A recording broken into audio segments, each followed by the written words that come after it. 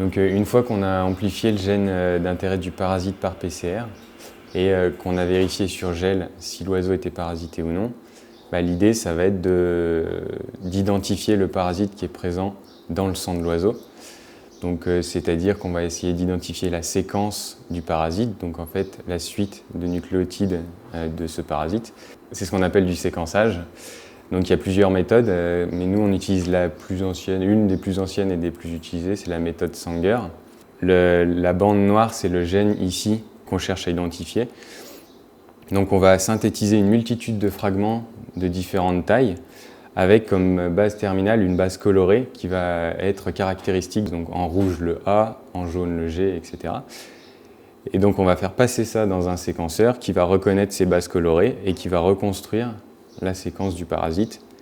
Et donc ça va nous donner un chromatogramme. Et donc on a des pics, une suite de pics colorés qui va représenter donc, le A en rouge, le G en jaune, etc. Donc le logiciel va automatiquement lire la séquence du parasite. Il va faire ça pour tous les parasites qu'on a envoyés.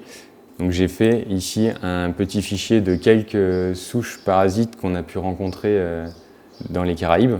Donc vous voyez qu'on en a un grand nombre. Donc toutes ces séquences ici par ligne, c'est toutes les souches qu'on a pu détecter, toutes les espèces. Donc toutes les séquences sont différentes. Donc une fois qu'on a aligné tous nos oiseaux avec nos différentes souches de parasites, l'idée c'est qu'avec des méthodes de bioinformatique, on va aller questionner les bases de données pour essayer d'identifier la séquence qu'on a trouvée. L'avantage c'est que si le logiciel nous trouve une correspondance, on va pouvoir avoir le nom du parasite, où est-ce qu'il a déjà été trouvé, sur quel territoire. Donc le logiciel, il va nous les classer par ordre, de la plus similaire à la moins similaire. Donc si on regarde là la plus similaire d'un exemple, donc on voit avec la bande verte que toutes les bases de toutes les positions sont identiques. Et donc si on regarde les noms, et donc là on va pouvoir dire que l'Hélénicyphle 522 est parasité par le Plasmodium GRW06.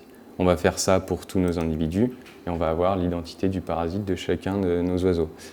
Donc il est possible que le logiciel, quand on va lui donner une séquence, il dit même la plus similaire qu'il va trouver, elle n'est pas strictement identique.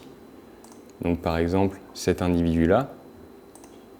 Donc on voit que, donc encore une fois, l'Hélénie, là c'est l'Hélénie 217. Et si on regarde la bande verte, on a une position ici où notre séquence elle a un T, alors que la plus similaire qu'il a trouvée dans les bases de données a un C. Donc en fait, ici, on est en présence d'une nouvelle espèce de parasite. Donc ce qu'on va faire, c'est lui donner un nom et la déposer dans les bases de données. Et comme ça, elle sera disponible pour d'autres équipes de recherche. S'ils tombent sur cette séquence, ils pourront savoir qu'elle a déjà été trouvée sur cette espèce dans ces territoires.